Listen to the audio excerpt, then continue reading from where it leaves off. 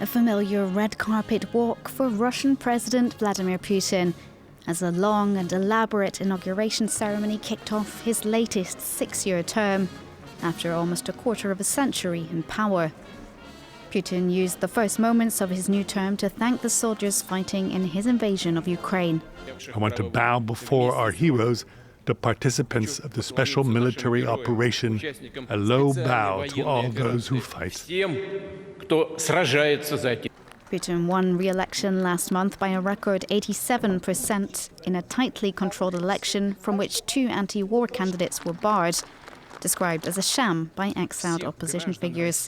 The US, the UK, Canada and most EU nations boycotted the swearing-in by not sending their ambassadors. Putin now dominates Russian politics even more than he did at his last inauguration 6 years ago. Leading opposition figures are in prison or exile, and leading critic Alexei Navalny died in prison in February.